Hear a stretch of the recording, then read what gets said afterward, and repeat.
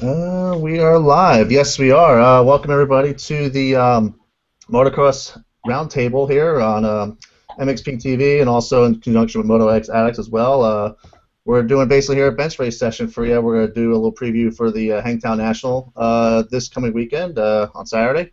And overall, it's going to be should be a fun weekend ahead. Glenn Helen finished up, and we're going to talk about that. But first, we're going to introduce you to. We are live. Yes, we are. Welcome everybody to. So we're going to introduce our lineup here. We're good there. All right. First off, we got Chase Yoakum here from MotoX Addicts. So say hey and. Hey, what's up, guys? Sweet. So we got Chase in the house. We got Dan Lamb of MotoX Addicts as well. He's in the house as well. Say hey as well. What's up, guys? That was my computer. That was my computer that would have the noise in the background. Sorry. No worries there. No worries there. And we got Matt Rice here. He's the MXPTV photographer as well as sound engineer for this show. So great to have him on board. Hello. So yeah, so we got a good lineup here for you guys. Definitely got plenty of knowledge here for about what's going on in the motocross world, and it's gonna be an awesome show, definitely. So we'll break down. We'll start off with basically the track at Glen Helen. I mean, this track was pretty intense the way it is. I think it's an awesome, just an intense layout. I mean, it's good to see it back as well in Southern California. Since I think it was 2009 last year they ran there, or 2010, I forgot the year it was, But yeah, get you guys' thoughts on the tracks. We'll start off with Dan. I mean, Dan, what do you think about the track? I mean, what you've seen on TV as well. I mean, what do you think about it?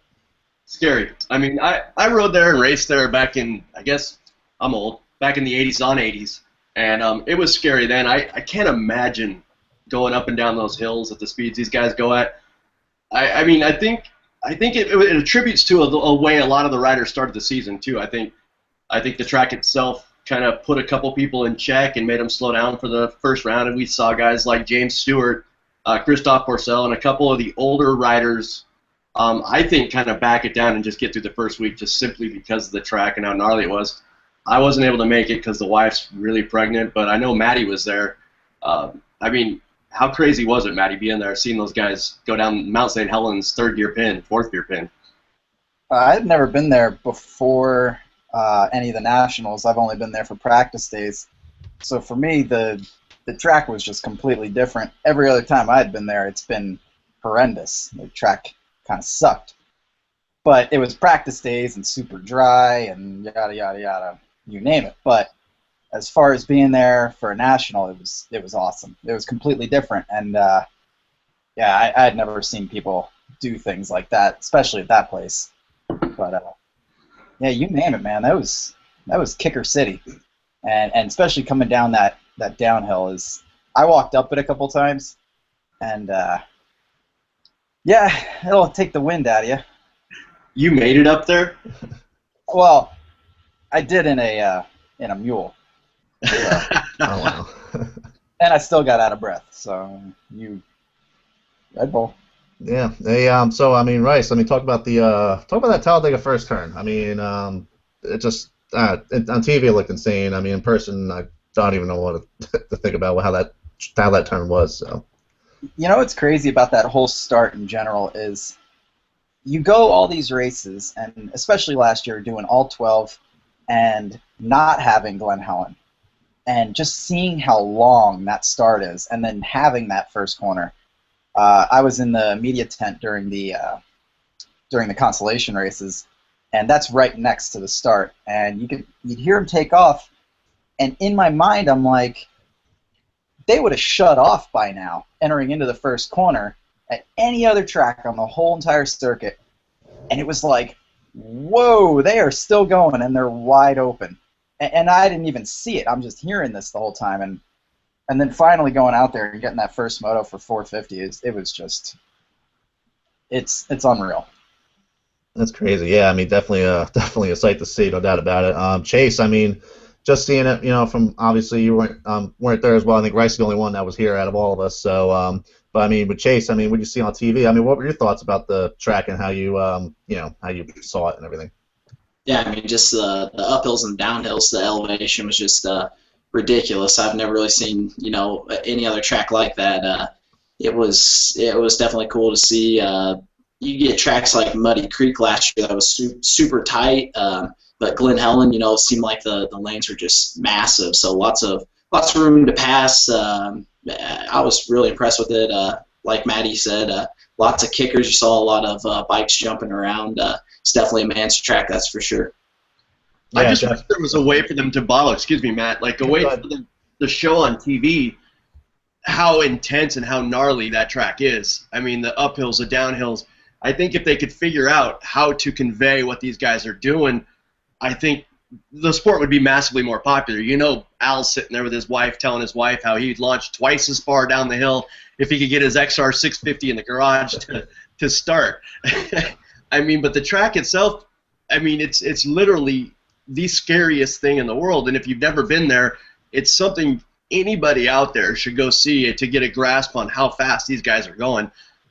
I mean, most people could barely roll down those hills. You see them launching 30 feet off that one peak. I don't know, Shoey Hill, Mount St. Helens, whatever they're all called. I don't know which one it was, but one of them they were just launching down and landing in braking bumps. I mean, and the general person is just going to get their hands yanked right off the bars. But I think that's the main thing about Glen Helen is just trying to figure out how to convey that gnarliness to the crowd. I mean, you do video, Matt. Is there any way to make those videos look?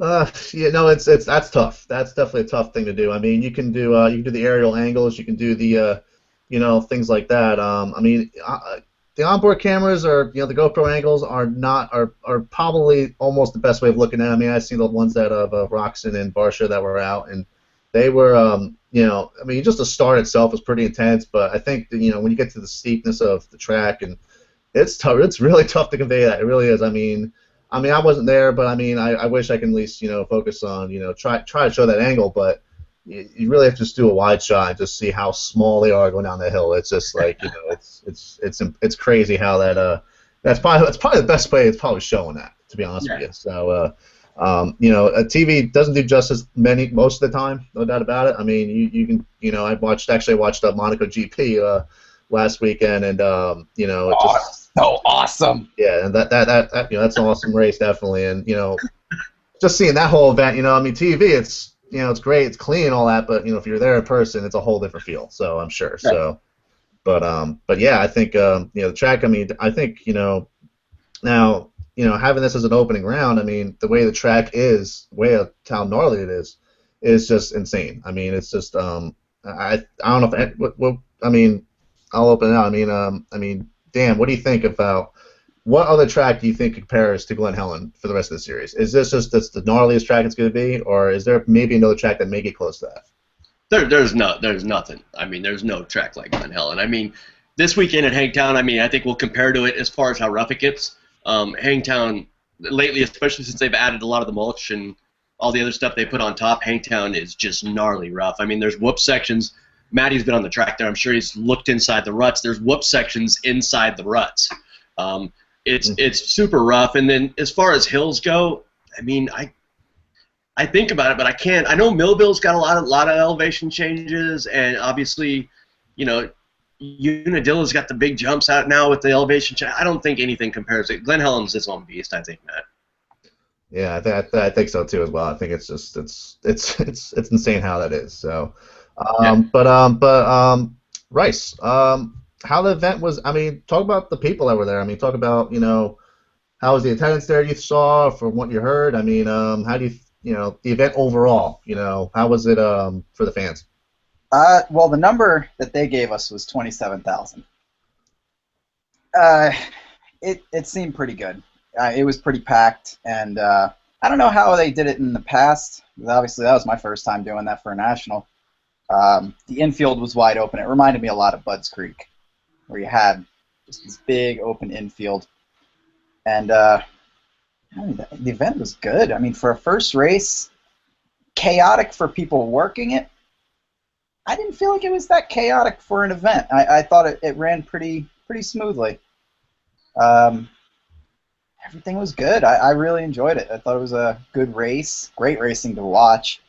The event was awesome. I thought the track was good. Nothing like starting off a series with not knowing who was going to really take it, and then walk away with, Jeremy Martin going 1-1 and Dungy coming up and really having to work for it, where in the past, he kind of walked away from it if Villapoto wasn't there. So I thought A+. Yeah, Great event. that's awesome to hear. Definitely. I mean, that's good flipping around. I mean, it seemed like it was a very good vibe at least, and everything was so. Yeah, I mean that goes for the track there. But as far as the racing goes, kind of starting off with the 250 class, I would start out with as Rice mentioned, Jeremy Martin. I don't think you can't mention him without this whole this class. I mean, it's he came in pretty much the dark horse in this one and just like completely off the radar. The way he started Supercross and everything else, I mean, just impressive to me. I mean, Chase, go ahead. I mean, talk about I mean, just seeing him in the first moto, second moto, just like it was the same, but was like you didn't expect it. I don't think so. I mean, it was pretty impressive. Yeah, it seemed like the little guys definitely pulled everybody off the starts with Zach Bell taking the first whole shot, and then I think Jeremy got the second one, or he was right up there again. He just rode super impressive. I know it's a new bike this year for Yamaha, and maybe during Supercross he didn't kind of have it all figured out. Definitely seems like he's got that dialed in now. I was really impressed the first moto with the rides of Cooper Webb and Jason Anderson coming from way back. Bummer to see Dino go down, Zach Osborne go down, Anthony Rodriguez go down. There's a lot of carnage in there. Definitely some good racing behind Jeremy Martin, but he definitely walked away with it, put into really impressive rides. Yeah, I mean, the Yamaha boys definitely with Martin and Webb up front. I mean, that half of the day was a Yamaha demo, and obviously, Purcell taking the qualifying, the fastest time of qualifying. I mean, out of both sessions, so that's impressive as well. I mean, yeah, Dan, talk about Purcell a little bit. I mean, kind of, the Riddler he is. You don't expect what he's gonna do, or you just don't know. I mean, so what were your thoughts of at least seeing Purcell on TV and and how his day went? I love that he's back. I'm a gigantic Christophe Purcell fan. I mean, gigantic. I don't know, huge man crush on the Frenchie. But I don't know. I mean, in practice, he looked obviously unbelievable. I kind of expected that though. The kid's got the speed. He's always had speed. I expected him really to go out and be fast in practice. I actually kind of expected what happened in the motos too. Christophe, as his career's gone on since his major injury when he broke his back and was semi-paralyzed for a minute, ever since then he's really kind of shied away from just scary places, scary situations, and like we talked about before, Glen Helen is just that. It's scary. And I got the feeling, I think, watching him, that he was just getting through it. I love the guy's style. I mean, like Luigi mentions, a lot of people mention about him is you can't really tell if he's trying or not, but you really can. He's got a little bit more of an aggressive style when he's really pushing. I expect Christophe to be in this championship, even after his performance at the first round. I think that as the series goes on and he gets more comfortable, I think we're going to see the Frenchman win some motos and possibly even his championship. Maybe it's my man crush. Yeah, I mean it's impressive. I mean, at least he has done a race since GPs a couple years ago, I think it was. Year and a half, yeah, year and a half it was. I think getting back into race pace. Obviously, you can't practice for it. You can practice all day you want. Do the stopwatch national route and all that stuff. But I think with Purcell, just to get his feet wet, see where he's at. Obviously, started out really well. But once you throw 40 on the gate and you drop the gate, make it happen. That's the whole different atmosphere for him. So I think overall he did well on that race, definitely. And I mean, just like I said, just and also it stood out to me too. Kind of a side note as well. If you notice on the starting gate, the fan situation on his handlebar, that was pretty. It goes with the crafty Frenchman motif with him. Yeah, I love it. Yeah. So that was interesting. That was like you just looked at it, you're just like I kind of knows with a fan, a little worn out probably or something. I was thinking it was a fan, but it was like that's what kind of like threw me off, and it probably threw a lot of people off too. 'Cause that's not a normal starting gate routine. So, but yeah, I mean, for a guy to come in and change it up like that and really, completely just show a different side of, a different motocrosser than we're usually seeing is really cool. So, Also, I mean, talking about the Pro Circuit Cowie guys now, not the greatest weekend for them at their home track. So, yeah, exactly. So, we'll have our sound engineer Matt Rice talk about them. I mean, talk about the Pro Circuit team. I mean, what do they need to do? I mean, Blake was 4th overall, best rider out of it, but again, that is his track. He's probably got more miles on that track than anybody else, as far as I see. And with Durham out, AC out, and now Wilson's out as well with the last lap crash he had. I mean, what's Pro Circuit got to do to do it, Matt Rice? What they got to do? Rumor has it that they feel like their bikes are a little off pace. I don't know, because it's Mitch. I mean, how can you say he's off pace? This is what the guy does. I mean, they've produced the best bikes in the business for 250s. It's ridiculous to say that they're too slow. But it's just so hard to gauge it. The talent is just unreal right now. I mean, we were going around just trying to say, like, who do you have? Who are you saying is going to win? And, I mean, shit, we were all saying, I said Wilson. I had a couple other guys tell me Baggett. I really thought, when it came down to the long run and when you go 30+2 for 2 motos, that you'd see the veterans show up, and especially those Kawasaki's. But I really would have never expected the actual result. I mean, Blake Did you hear Wilson's bike sputtering, Matty? What's that? Did you hear Wilson's bike cutting out on him? That I didn't notice. Okay. But I mean, I thought for a first round it was going to go good for them, and it really didn't. So and what's the deal with Dean? Is he out now with this whole? I would assume, yeah. I would definitely assume he's out. I mean, just Instagram pick alone itself. I mean, if you could ride with that, that's a whole nother level. So that was like he was walking around Englewood with a white hood on, gnarly. Oh, yeah. Really? I'm hearing 4 to 6 weeks. Yeah. Yeah, that's what I've been hearing as well around there. 2 riders. It's just going to be Blake and Durham. Justin Hill. Yeah. Yeah, Hill will probably be the other rider. So I mean, it's tough. I mean, you go 5-6 rider team down to 2. That's tough for them. And I heard they had a nice stay. Like Mitch has a meeting after the race and stuff, but supposedly it was a lot more sincere than usual. So yeah, there's definitely some stuff going on. I've heard about the bike sputtering issues. I mean, if you remember back in Supercross, Wilson, had that issue with cost him the win in that one round. I forgot what round it was, but they've had a little bit of history with that, and I don't know. Hopefully they can turn it around, in these, a few round, for the next 11 rounds here. So that's definitely a big thing there. I thought on the broadcast they kind of showed Wilson, and he kind of looked down at his bike, and then somebody went by him, and they mentioned, it almost looked like he slowed up, and then that was pretty much all we saw, and then you didn't see the crash. So I wonder if it was something that kind of started happening early again to him, and he just rode on with it, and it just ended up biting him. Yeah, that's like I said, it's just a rough deal for him, and I hope they figure it out. But it's I'm not a mechanic by force, so that's up to them. So I think this weekend they're going to be fine. I mean, you got Blake Baggett at Hangtown, and I can't think of anybody that goes faster on that track. I mean, very true. 2011, he was going 2 seconds a lap faster than the 450s.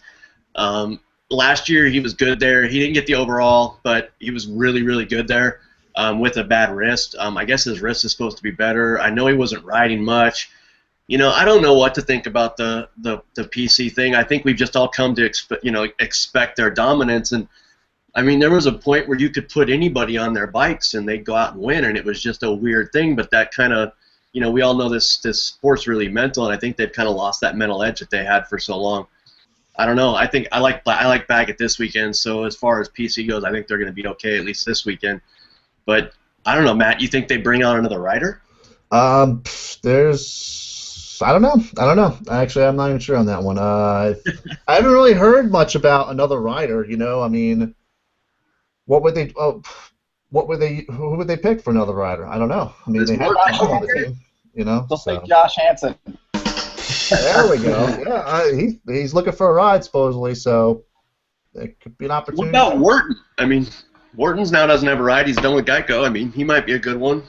Yeah. Oh well, he's doing supermoto from what I'm hearing, so that's what I Oh. heard. So yeah. AKA Dud. Yeah. So supposedly he's doing the supermoto route, maybe. I mean, he's had a list of injuries for Wharton especially, so maybe this is a way of less injuries, hopefully for him. Yeah. Yeah. So yeah, talking about the Geico team. I mean, 6th and 7th with Bogle and rookie Bisceglia. I mean, I say good rides for them, I guess. I mean, like with a lot of riders in the first round, they just want to get through it, and just especially the way the track is, it's the way to get through it. I mean, yeah, I mean, Chase, yeah, about the Bogle and Bisceglia. What do you think about the Geico team there at Glen Helen? I don't know. They kind of caught some bad breaks with Osborne and Zach Bell going down. Really, out of that crew, I really thought that Osborne was going to be the strongest outdoors. I mean, just based off of what he showed last year.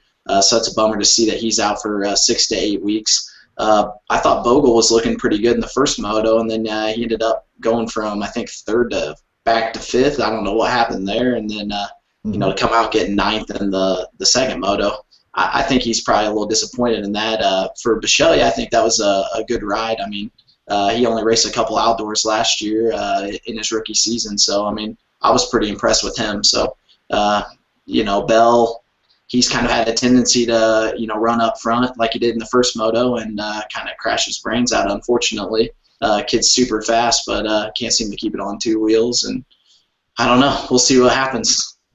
Yeah, definitely. I think hopefully the team will pick it up too. I mean, Bogle seems like their top asset right now, but Bisceglia, I think that was probably his best national. I think because last year he was 10th, 11th, 12th. It was like always there every weekend. I think it was. So I think that's good for him. And I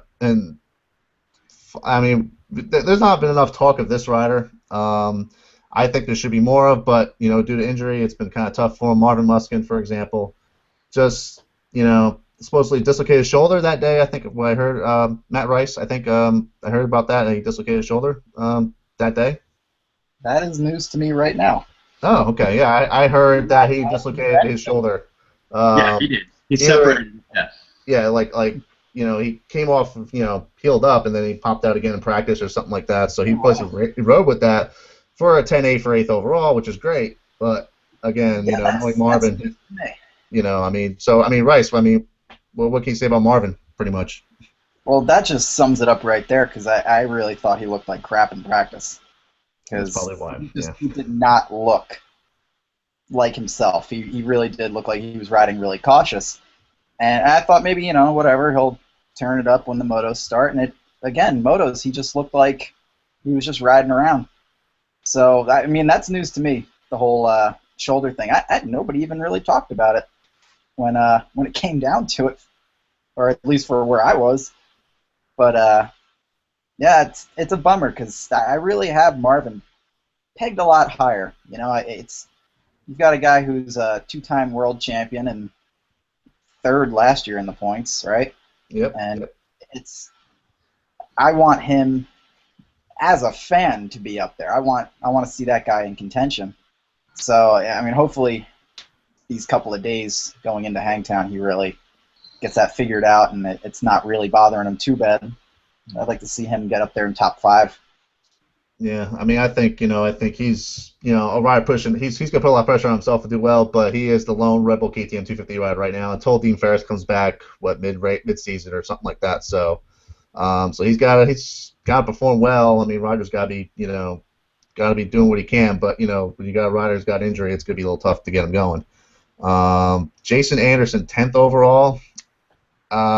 Should be a lot higher in that second moto. So I mean, he got that. His bike blew up. Yeah, its bike blew up and bike malfunction in that last moto, but a 3rd in the first moto. I mean, it could have been a way better day, but like I said, bike problem for there. So yeah, Dan, talk about. I mean, Jason. I mean, coming off the West Championship and just a tough second moto right there to deal with. Kid was so fast. I mean, he came from way back in the first moto too, to get 3rd, and like Chase said, I don't know what happened to Bogle. Jason Anderson happened to bogle. Jason went by him like he was glued to a pole. The kid was riding super aggressive, and I expect that out of him at Supercross, and I've never seen. I guess I never really saw what he did this year like he did at Supercross too. He's just attacking the track. He's attacking every corner. Yeah, he looks awesome. I definitely now see him as a contender. Jason and Seeley both impressed me as Supercross guys that just came on fire for motocross. Now I expect Anderson to continue to do what he's doing. I'm super impressed by him. I'm not so sold on Seeley yet. I mean, Seeley went 4-4 for third overall, and I think it was his second podium. I think he podiumed at Pala once too. So I don't know that Seeley's going to be as good as Anderson was, but yeah, to answer your question about Anderson, I thought he was awesome. I mean, the guy was unbelievable. Yeah, I definitely see him. Being in that top three race wins type of mode, but I think like those Yamaha boys up front right off the bat, it's just I mean it's just impressive how they're doing, and it's just I mean Cooper Webb, I mean a great first round for him, but do you a question we got come in actually asked if he can win the title. Could be a title contender, or could he be a title contender, or could he be a one-hit wonder? So who is that? Martin? About Cooper Webb. Oh. So Dan, go ahead. Talk about do you think Webb could be a title contender this year? Yeah, definitely. I mean, no doubt. The kid's obviously fast. He's obviously in shape. Obviously, he has a good bike. I don't see. I mean, there's no way that Glenn Helen's going to be a one-hit wonder for either one of those kids, Martin or Webb. I think they're both on it. They're both fast, and they're both super confident. And as we all know, that's the number one asset to carry into the outdoors is confidence. And I don't know where they got it, but they both obviously found it. He did lose sight. I think I looked at the average lap times, and he was like a half a second slower because he started like 15th in the first moto. That was by far the ride of the day. He was like 15th around the first turn. He clocked 11th, or he checked in 11th after the first lap, and then it's one thing to hole shot and get second. I might not think that he's a contender, but the fact that he just completely blew through the pack, went by guys like Wilson and Baggett, and everybody like they were standing still and just took off. I mean, yes, he can be a title contender. There's no doubt about it. And I think we'll know more obviously after round 2, but we'll see. Times. That's awesome. That's great. And I agree with that too. I mean, Webb is had a good year last year as well. I mean, top 10 points last year, like you said, and he could definitely be in the running. Sure. No doubt about it. It's not just a first round thing for him. So yeah, definitely. I'm looking through the results right now, kind of seeing other riders that are in there. You got Floridian Justin Starling, 26th. I mean, Dakota Alex's first ever outdoor national, ends up 26th, 22nd for 27th. I think some points there would have been a good day for him. Rice. I mean, I think Dakota Alex can pick it up definitely. What do you think about that, Matt? Yeah, he looked nervous as hell. I saw him on the line. He was sweating bullets. I mean, I talked to him that day, and he's so excited about just going pro now. And honestly, it's a big deal doing that. I felt like he should have gone through Loretta's one more time, but other things happened, and he got a chance to do it, and he's on a great bike. That FMF KTM, man, that's a good bike. But man, I'd hate to be in his boots. That's a lot. Yeah, oh, definitely. I think that's first round. You just gotta get through it, and that's it. So definitely. Just start seeing him once he starts cracking those top 15s, and he'll work his way into it. He's talented. Me and you, Matt, we've seen him ride plenty of times, even just on the East Coast. The kid, he can move. Yep. Yeah, it's like, I mean, the local races, amateur nationals, that's probably an atmosphere he's used to. You get to the pro nationals, it's a whole different atmosphere, and and it's a whole different game, and it takes experience to get that stuff going. So that's basically it. I don't think they're really expecting a whole lot out of him, too. from what I gathered from it, it's an experience. Get through the summer, get a number. Yeah, that's it. That's it. And one round, we'll talk about Valentin Tellier, 13th overall. Leave it open-ended right there. I mean, that's pretty impressive for Valentin. Coming off the GPs and coming back to America to do this moto. I mean, just we got 12-16 there. So I mean, Bud Racing Cali bike probably looking good out there, Rice, right? Well, he's not even racing GPs right now. I don't know what the kid's doing. I believe he's just kind of focusing on Supercross and Arena Cross type stuff. I don't know what Tellier's up to, but the kid's always had talent. He's always been, better indoors at Arena Cross type stuff. He impressed me. He rode better than I thought he would, for sure. But yeah, I don't. Does anybody know if how many rounds he's doing, or if he has a plan? I thought he raced a 450 at least one of the GPs. Yeah. I remember. I think he did the last GP at Rice. What was the last GP? Forgot. Oh shit. Was it? Oh, last GP Matterley Basin? was Matterley Basin. Yeah. Yeah, I think he was in there. Spain before that. Yeah, that's right. Yeah. So. I don't know about these French people, man. They're a big question mark. Seems like. You never know. I don't know what Tellier's doing. I expected, especially when Supercross was going on, I thought he was going to go run some GPs, and that's the last we'd see of him. But yeah, he raced Spain. I don't know.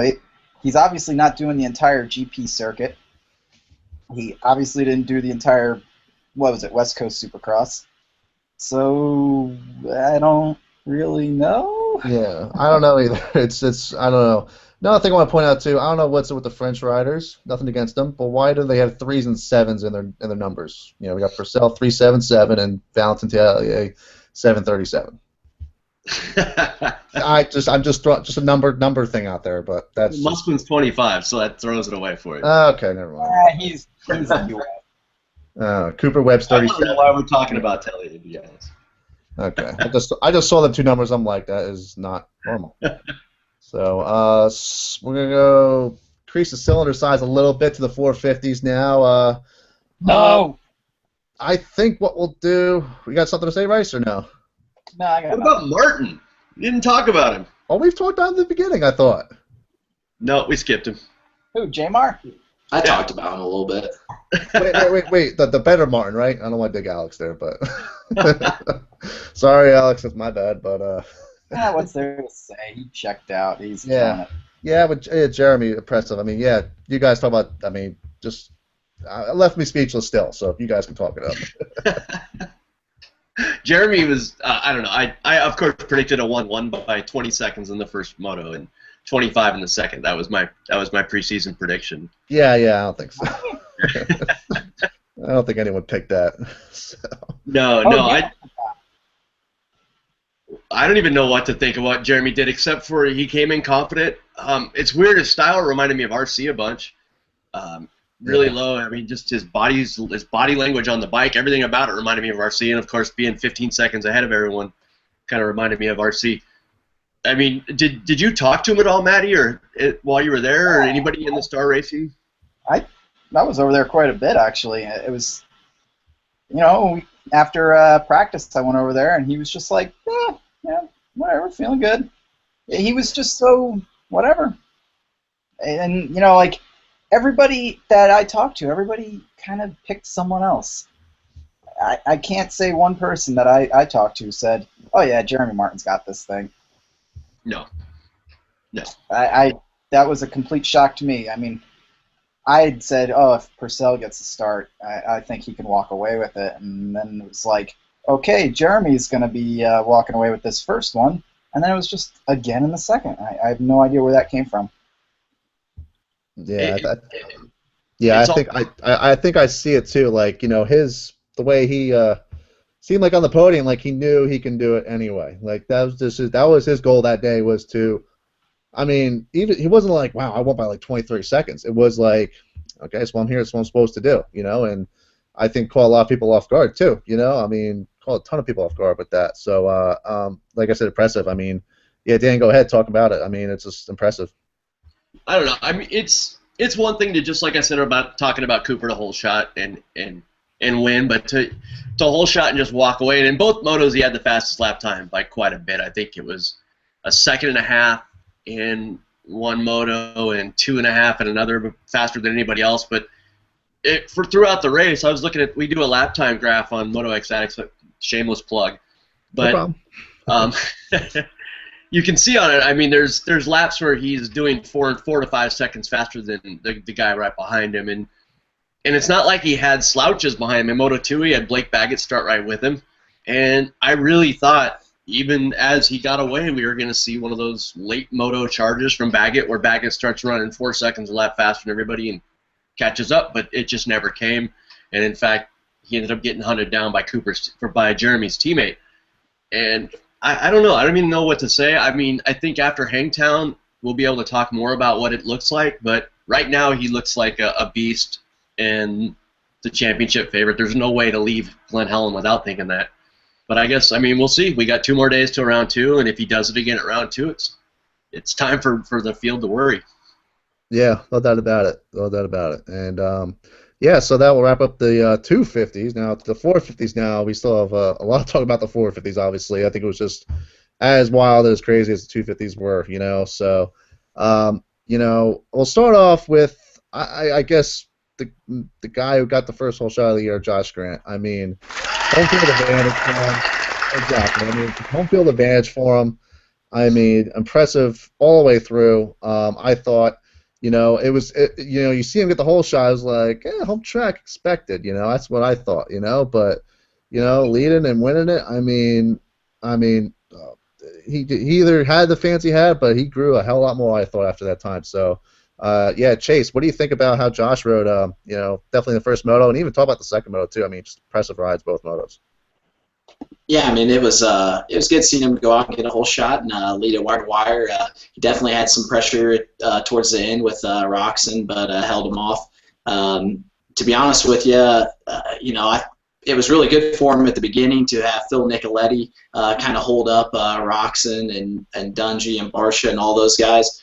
So he probably owes him a little bit of his bonus check for that moto win, but you know, really, whenever Roxon kind of got some open ground, I really thought that Roxon was going to probably, you know, later on in the moto catch up to him, because I think once he finally got past Nicoletti, Grant had like a 6-second lead, and then Roxon, whenever he had the open track, ended up cutting that down to like 3 seconds right off the bat.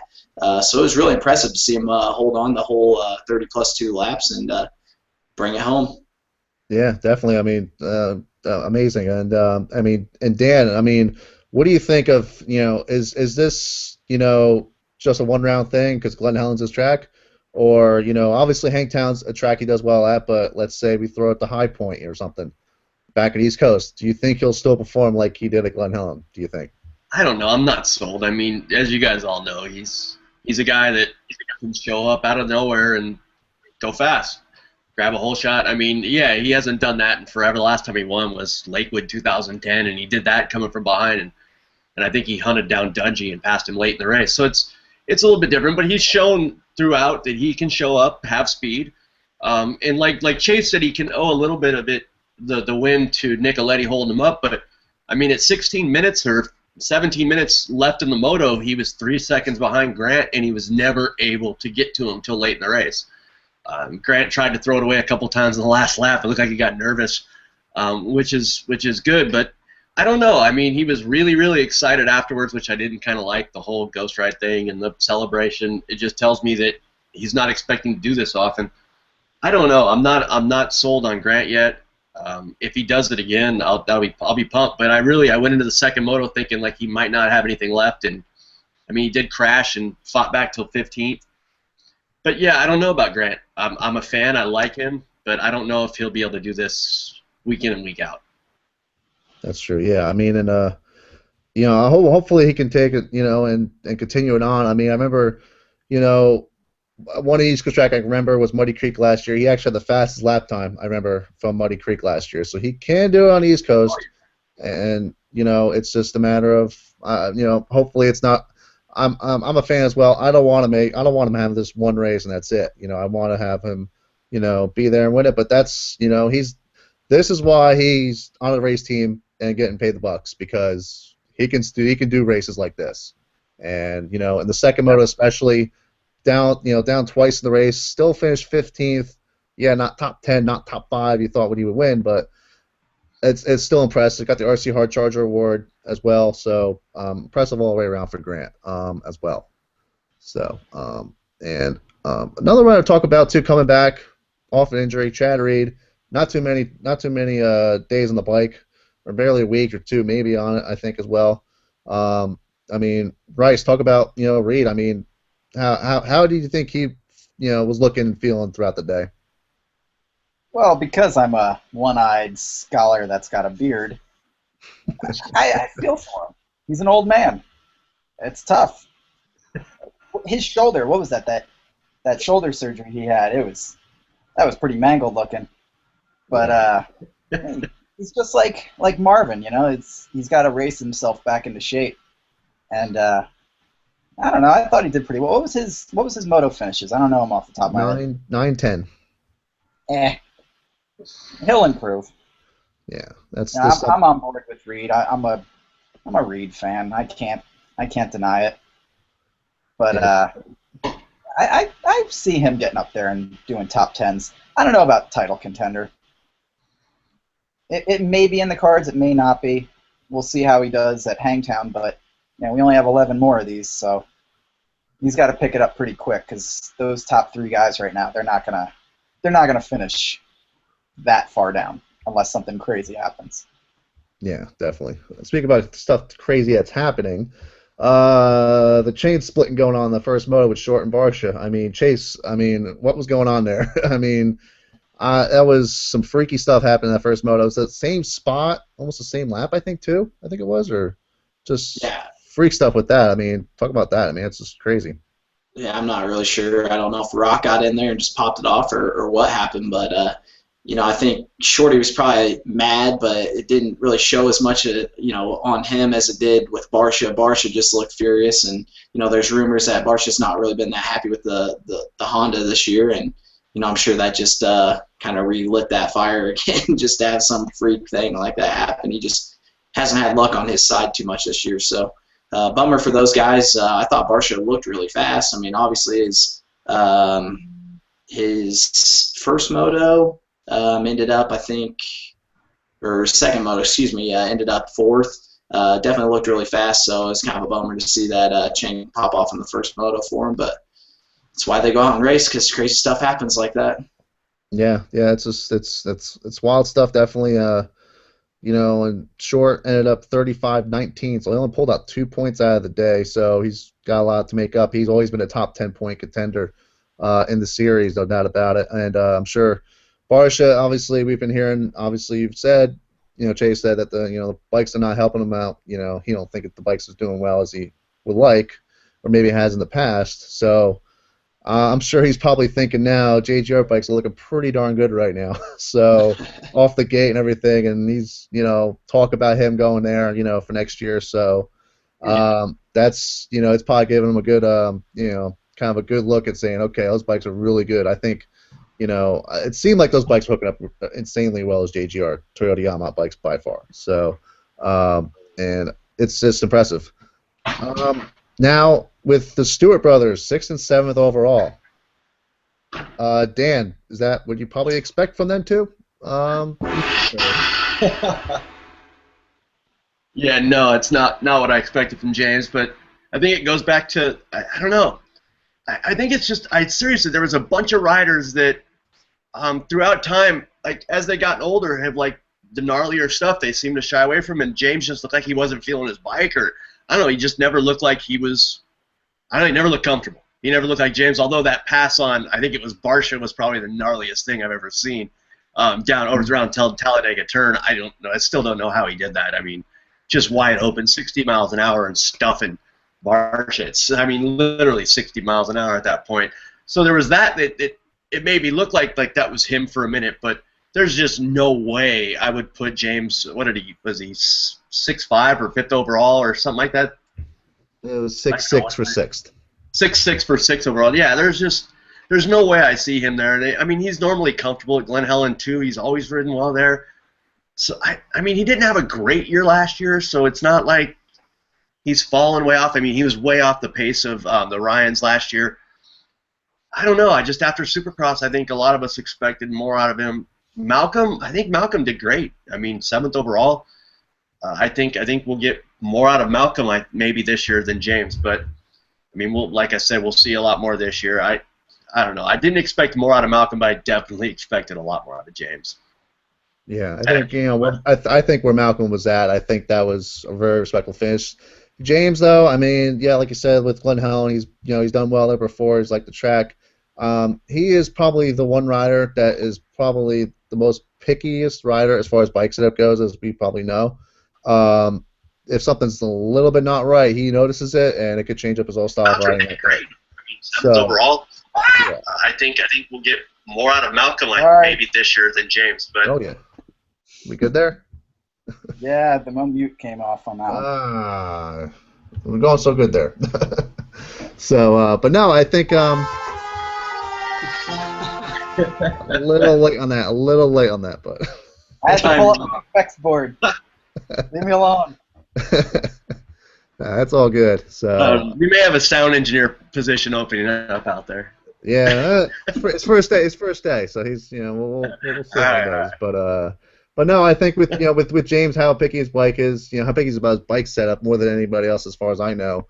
I think that plays a factor for every race. I'm sure we're gonna see a Toronto-like race out of him eventually, really soon. He's done good at these other national tracks as well. So I think we'll see. We'll see what happens with them. RCH Suzuki guys. Weimer, hold on, not Weimer. Pike and Tedesco, 9th and 11th overall. Bryce, what do you think about that? I mean, that's good for Pike. Pike's on home turf there. Tedesco, again, 11th overall. Kind of what you expect from him, What do you think about the RCH guys? I think. Was that good? That was good timing, huh? Yeah. Everyone else can suck it. That's about where I put those guys. Yeah, I thought they rode great. I mean, Tedesco's an old man, and tons of old guys in the 450s, and he's right there at that top 10. Is he signed to do the whole season? Supposedly, yeah. Yeah. It's just a matter of him getting healthy, I'd say. So doing all 24. Jeez, last time I saw him ride was when me and you were at Paula, and he was on 250, the two-stroke. Yeah. So for me, that was awesome seeing him out there, especially on a bike like that. Oh yeah, definitely. That team has nowhere to go but up. I mean, yep. God, they're going to grab up Roxon, it looks like. Yeah. That deal is going to be awesome for everyone. Yep. I mean, grabbing up one of the most popular riders out there, and the results don't lie. He's awesome. So that team's solid, even as it is now. They're awesome. Love that team. What happened to Pike in the second moto? I mean, the first moto he came from nowhere to get fifth, but the second moto he was going backwards. I didn't see where he was in that second moto. It's something, in a way, I almost wish that I knew what was going on more. It's a lot of the times I'm hanging out in a section just waiting for them to come around again. But a lot of times I wish I had, the complete radio going off in my head, and I can tell where everyone's at. Because I have no idea what he did. I have no idea where he was second moto. Yeah. Pike's first moto was awesome. I mean, he got help with Barsha, James hitting Kennard, and a bunch of different things happening in front of him that gave him 3 or 4 spots there towards the end. But yeah, he came from deep in the pack. Where was he to start? I think he was he's 12th after the first lap to finish 5th. I mean, against his field. And that's I wonder. I haven't talked to him since Vegas. I'll talk to him this weekend. I'm wondering how much different that factory Suzuki is and what he was riding. I know he loved the bike he was on, so I'm wondering how much, man, I would give anything just to try a factory bike once. I know I wouldn't be able to notice the difference, but just to feel what it's all about. You know, just say after you rode, be like, yeah, I rode a factory Suzuki just for like 2 laps, but rode it. I think It's always good. is the confidence it gives you. I mean, I think that's the main difference is that feeling that I'm wanted on a factory bike. Yeah. Yep. Yep. Yeah. I don't think he liked those wheels that he was on, though. Hey, shut up. I saw Pike yesterday. We were at Chipotle, and he was throwing thunderbolts at people. While he didn't believe it, he was like, "Aga, he clubbed 3 women and dragged them out.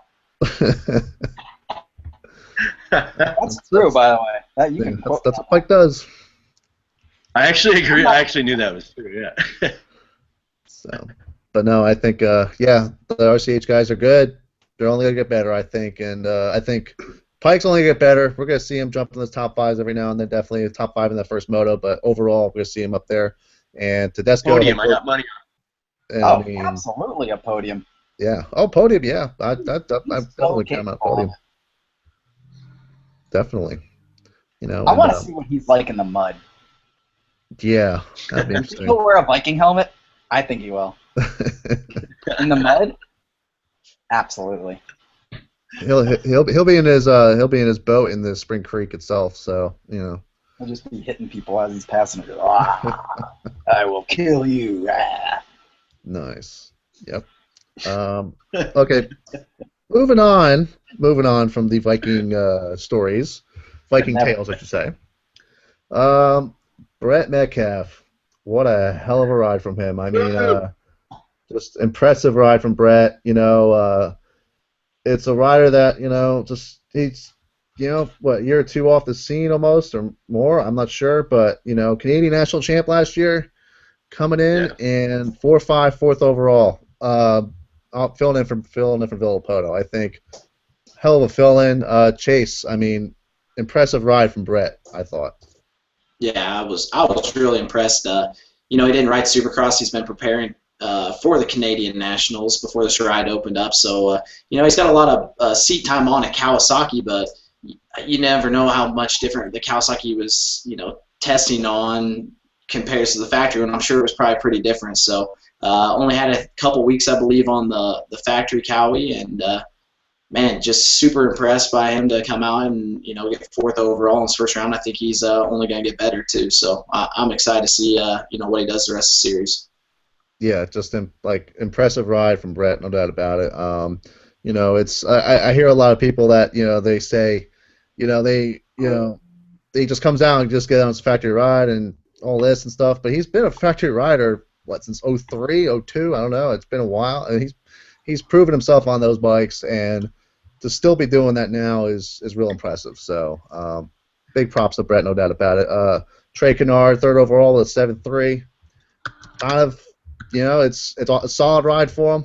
You know, he's you know, after finishing a full season last year outdoors, you know, he's kind of got past got through a season healthy. Now it's like, okay, it's game time now.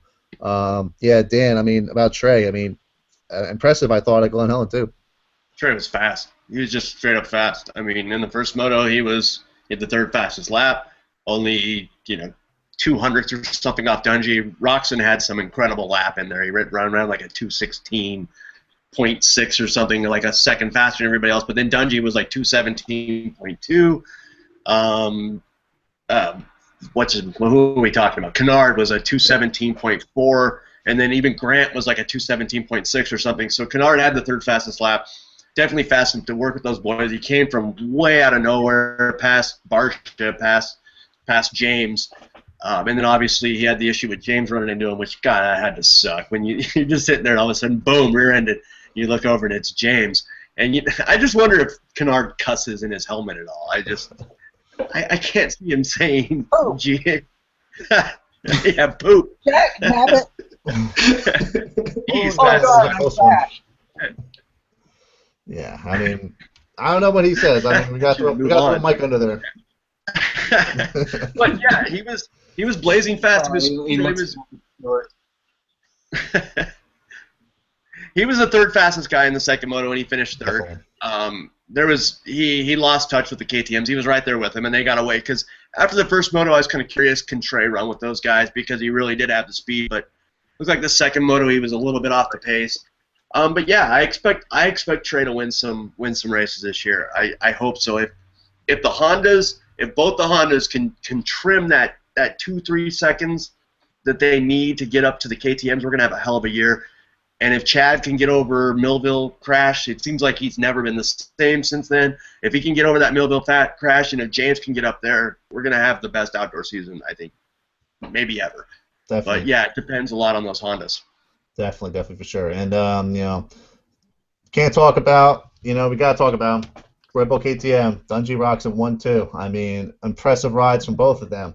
Just unbelievable rides from both of them for sure. I mean, Ken starting off this 450 season on the right foot by far, and I think it's going to be a great team set up there with those 450s. Should be pretty competitive under that tent. So yeah, Rice, talk about with Dungey and Rocks. I mean, I'm sure they're do they seem they get along underneath the tent as well, or are we gonna see a wall between everything with them? So what do you think? America versus Germany, bud. That's true. It's happened before. we all get along, yes. No, they're good. They went right up to each other underneath that little easy up tent. They're fist bumping, throwing out. So they're cool with each other, it seems like. But when was the last time we had a teammate battle? Was that probably Townley and Villapoto? I can't remember. Well, the 250s, I think. Yeah. Well, we had Baggett and Wilson. Yeah, I guess so. Yeah. Yeah. But as far as 450s, you don't see that a lot. I mean, that's the big numbers right there. Yeah. So yeah. I'm excited. I don't want to say they're going to get torn apart, but we need something to talk about. It would be nice if I don't want to see them hate each other, but it'd be cool to see them kind of scrap a little bit. Old man versus young kid. It'd be good. Dungeons and old man. Teammate battle I can remember in the 450s is way back McGrath Henry before Henry got hurt on Henry Hill. Yeah, true. I can't think of anything right off the top of my head where they were actually battling up front for the title. I'm excited for this. This is going to be good having these two like that. Yeah, I'm thinking back too. I'm thinking, okay, the whole RC era, it was usually his teammate was way back behind him, so it was no battle there. Yeah. RV just killed it. Stewart always, when he won the titles, he ran away too. And shoot, yeah, it's been a while. Been to see a teammate battle like this in the 450s, so it's really cool to see that happening. So. Yeah, I think that's legitimate. I think Henry and McGrath, and then Henry went out, towards the, early in the season too. So I mean, that didn't last very long because Henry went out at Red Bud. And who knows? Our Bud's Creek, my bad. And yeah, I don't know. It's going to be crazy, and I don't know that we're going to see that, but I hope so. I hope Roxon can keep this going. Definitely. Yeah, I think it's going to be a great battle between them two, and hopefully we get some more riders mixing it up and making it happen. So, Matt, you're blue. Yeah, my screen just blipped out, so must have hit a good time limit on that one. So that wasn't supposed to be funny at all, by the way. So there we go. All right. Well, rounding out the show a little bit here, we're gonna go breeze through the 450s results here a little bit. I mean, who thought the Fast House ride of Sean Collier, 16th overall? If anyone picked Sean Collier to be top 20, or even be there, I mean, it's just a name that popped up. I'm like, wow, awesome. So 12th in the first moto too. 12th in the first moto, yes, exactly. Yep, just impressive. Well, I want to know how he got that starting position, because I don't know where he qualified at, but I know it wasn't that great. Let me look it up real quick while we're doing this. But he somehow snuck in to the very, very inside gate. I noticed that, and I was like, how did he do that? That's not you can get starts anywhere there, but that's a solid gate. Oh, he qualified 18th overall, and somehow he got the very first gate. Like someone forgot to go there. Yeah. I don't know how he did it.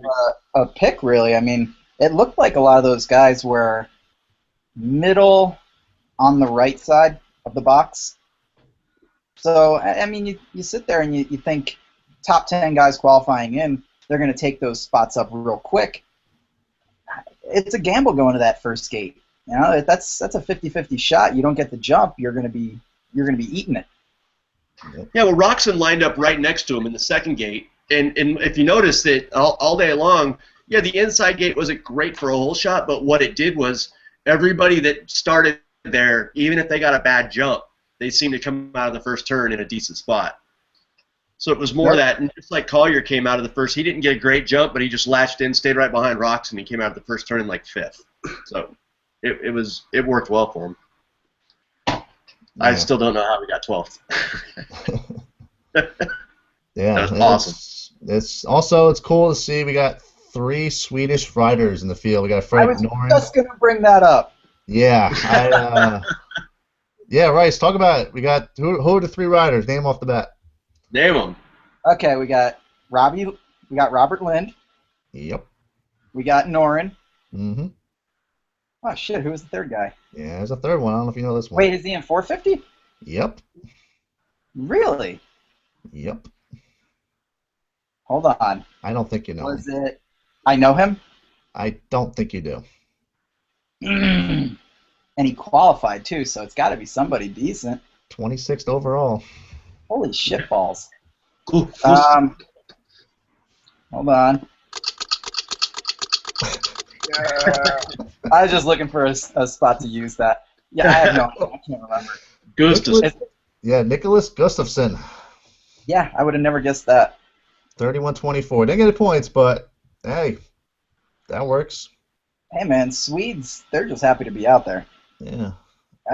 I've talked to Freddie a lot, and you get them to any track and they're excited. I mean, they'll tell you, any of them will say their best track is Uddevalla, and even that place sucks. So them coming over here, they're excited to be on anything. Yeah, no doubt about it. Freddie, what did he get? Did he get a 15th one moto? He got 16th in the second moto. That's it. So Is he still doing the rider and the mechanic thing, or does he have a mechanic for outdoors? Because wasn't he during Supercross wasn't he his own mechanic? Well, he's got his girlfriend Amy. She plays mechanic. It's a little tough for her, but they do it, and she shoots alongside with me. She's going to be doing, I think, 4 or 5 of the rounds this summer. So those 4 or 5, Freddie might be on his own. yeah, that's So interesting. it's amazing what these guys have to do when you've got guys like, Dungy and Kenny, and then you just go down a little bit further into where points are coming in. You got somebody who's got a national number who's got to lean their bike up against a post so he can go pack his gate down.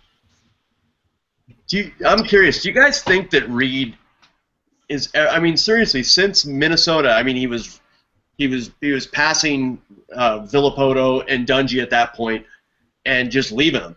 He won the first round at first moto at Spring Creek, going away, and then this thing happened. The catapult in the second moto. But since then, he has not been himself. He finished that season off the podium. Was running 5th, 6th. Last year he was battling around 10th, and now so far this year he's battling in 10th. Do you guys think that we're going to see a Chad Reed that can win again? I mean, I know he will in Supercross, but outdoors? I don't know. I think it'll be interesting. I think he's coming off an injury.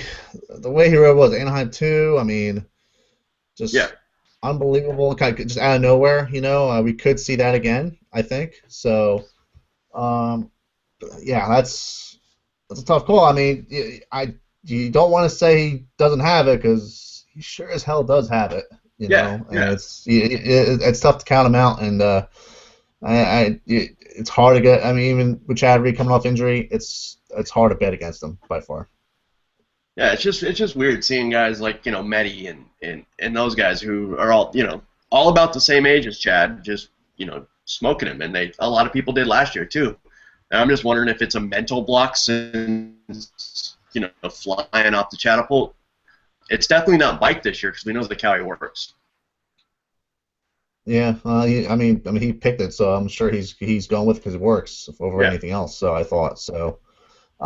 Yeah, that's interesting. Hopefully, like I said, hopefully, it's just a matter of time before he gets in the flow of things, and the injury starts getting healed up a little bit more, and it goes from there. So, cool.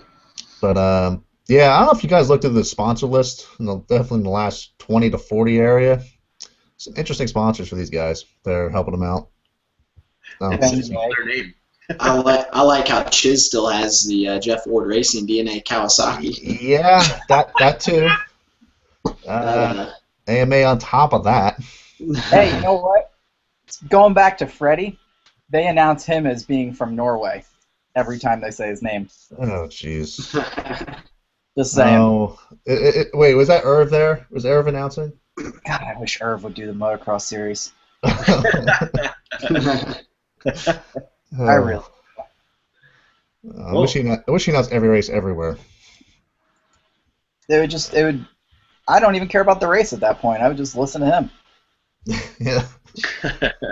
Definitely. I mean, but yeah, look at these sponsors. It's definitely interesting. A lot of racing. Mikhailov Racing, Howell Racing, Lewis Racing, California Coast Plumbers. That's a good one. Yeah. Out there running around with their pants hanging off. Got that butt crack showing. Gotta make it work. I mean, it's just awesome. You go from the top level sponsors like that, and it's just cool to see that, and that's also it's kind of funny, but it's entertaining at the same time. I think so. But it's how they help each other out, how they got to get the support. But well, we're over the hour limit right now, I think. So let's put the 2-lap card out and get some podium picks maybe for Hangtown this weekend. Good, because I've got arm pump. That just happened. By the way, this live show has been put together very last minute, so we're doing stuff as we go along. So we do bumble on some stuff. It's all good. So, but anyways, podium picks. Does anybody have any before we get into that? Oh yeah. Okay. Dan seems like he wants to shoot the first ball on this one. So Dan, go ahead. What's the 250 and 450 lineup? All right. Well, it's pretty obvious in the 250 class. We got to go with Blake Baggett for the win. I mean, just hands down. I'm going to go Jeremy Martin in second, and I'm going to stick with Cooper Webb in third, and see what they do. As far as the 450 goes, I had picks and I went against it here in my head, but I'm going to go with Ryan Dungey for the win. I'm going to go Trey Kennard second, and I'm going to put James Stewart on the podium. And that's just wishful thinking. I think that if he doesn't land on the podium, we're in trouble, so he needs to get up there. Sounds good to me. That's about where I'm at. Chase, you got podium picks? Yeah, I'm going to go with Jeremy Martin taking another win. I just thought he would look very impressive. I just thought he was, looked way better than the entire field. So I think it's just really hard to bet against him right now. So I'll take the safe bet, go with Jeremy Martin for the win. I think Blake Baggett, like Dan said, is really strong at Hangtown. I think he'll have another week for his kind of eye injury, whatever it was that he had, to kind of heal up and get a little bit more time on the bike. I think that's maybe one of the reasons why he struggled at Glen Helen, was just kind of being off the bike a little bit. And then I'm going to go with Cooper Webb for third. I was impressed with him last weekend, and I just expect a lot out of him this season. So that's 250, 450. I'm going to go with Roxon for the win. I was impressed with him this week. Lost both motos pretty much right at the end. I think he'll learn from it, and I think he'll take the win this weekend. I'll go with Dungey for second, and then I will go with I'll go with Metcalf for third. Change it up a little bit. Not bad. Go Medi. Sorry, that kid fell out on his bicycle outside the window. It was pretty funny. His friends are just standing around, just like on a scooter, like, good. It's not even moving. Hey, Chase, what was your 450 podium again? Roxon? Yeah, I had Roxon, Dungy, and then I'm gonna go with Metcalf. Okay, all right. I got sidetracked there, but awesome. Rice, 250, 450. Yeah. Okay. 250.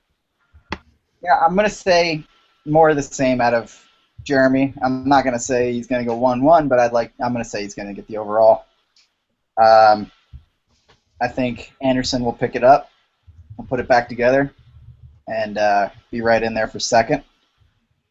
And I'm gonna go Cooper again. Why not? He's solid as it gets. So Cooper, third. 450.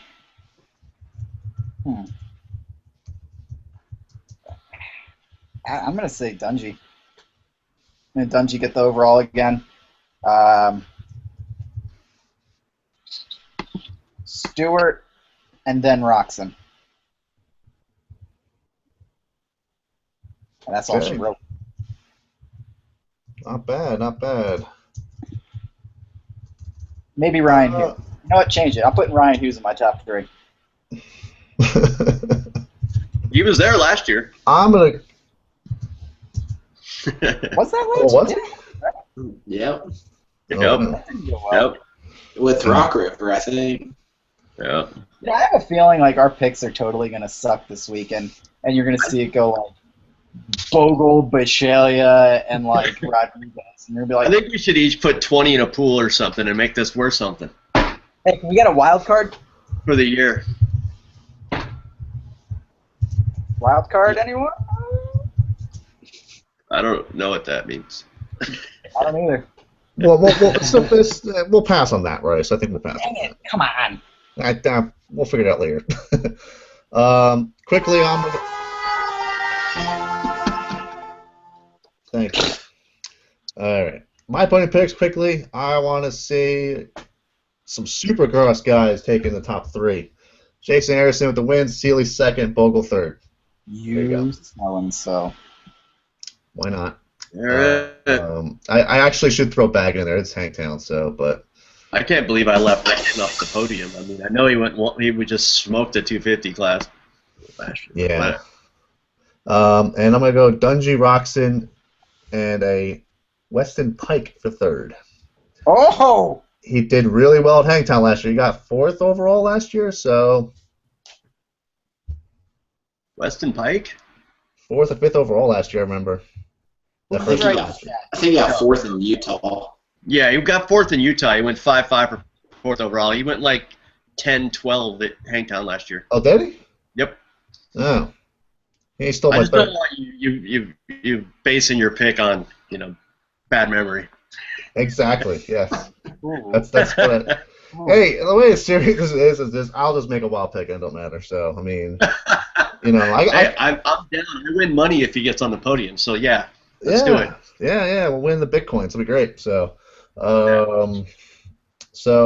yeah, I think that'll do it. I think we went over the hour limit, but whatever, we did it. So, had a little snafu in the beginning, a little technical difficulties in the beginning, but I mean, any last thoughts from any of you? Anybody? I can't wait to get to Hangtown. What happened to Alessi? I thought he was racing. Oh, damn it! I was gonna say that.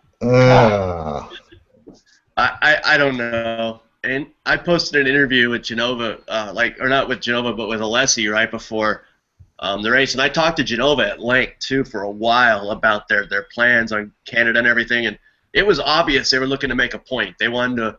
They didn't say that, but they wanted to do well and then just throw down the mic and head out of town and be like, yeah, we don't need this series. And they're pretty much. I'm friends with Tony and I'm friends with Mike Genova, and I really like them a lot. But I really think that they're leaving because they're mad about Washougal, the way they were treated. And I think they wanted to win, make a point. I have no idea why Mike didn't race. I wish I did. Did you see him throwing up, Maddie? What's that? Did you see him throwing up? I heard he was throwing up or something. He was that sick, or Tony was showing people Never video. saw him. All of a sudden I saw Tony and I looked in the line, and then I didn't see where Mike was, and I was like, you know what? There are lessies. Yeah. Well, I heard that Tony's got video of Mike puking or whatever. Ooh. Which how do you get it firsthand? I don't know, but I mean, he might have threw up. I don't know. He's in Purcell territory right now. I don't know what's going on, but best of luck to Canada, though. I think it'll be a cool experience for them up there, at least doing that. So, actually, didn't really go over some questions before we went from the viewers out there. Okay. By the way, thanks for watching. By the way, I mean, if it's been a torture test, I am sorry, but we'll iron this thing out definitely good over time. But I think a question that's on everybody's mind, I think, any chance of Ronnie Mack coming in and competing for the title? 250 or 450? I'm not sure. Yeah. Oh yeah. Yeah. Yeah. As soon as he gets away from his baby's mamas and stuff, but. Yeah, I mean that's open to debate right there. I think. I mean, we know what obviously we know Jerry Martin's going to sweep every round, and all that. But Ronnie Mack, holy crap! I mean, it could be anything. I don't know. We don't have Brett right now, but maybe I know Brett's real good friends with him, so. We'll talk to Brett Q and let you know. But I heard he's been training and drinking really hard. So yeah, maybe. Yeah, that'll be interesting. Be interesting as well. That was really one of the questions. Yes, it was on the Q&A. Yeah, so on Google We got Plus. So good audience. Yeah. Huerta Designs asked it. So thank you for the question. And he asked another one too, which I think we kind of covered about James Stewart. What do you think about James Stewart, Glenn Helm? We covered that. I think we covered a lot of things. I mean, we barely got Alessi in, but I think, I mean, that's how much we talked about. We talked about pretty much every angle. But we're going to try to do these shows every week. That's our goal right now. So to kind of round it out, I think, I think we're all set. You all set, guys? I think I'm good. Good. Well done, well done. So, but yeah, I again appreciate everyone watching. Thanks for watching. We're gonna try to do these every Thursday. That's probably our goal. If not, check out our sites, MXPTV.com, based out of the Northeast area. We do a lot of coverage of local races around here as well as national coverage as well. And MotoX Addicts, check them out as well. Dan Lamb and Chase, they got everything pretty much covered there as well with all the nationals as well. So great content on their site as well. So go check them all out. And come back on Tuesday. We'll do another motocross roundtable. We'll probably have some guests on, hopefully, in the future. We'll work that out between there. We'll get some privateers on here. We'll get some top names, hopefully. But like I said, we'll have fun with it, and hope you guys have fun with it as well. So it's a cool experience. Again, thanks for watching, and we'll see you later.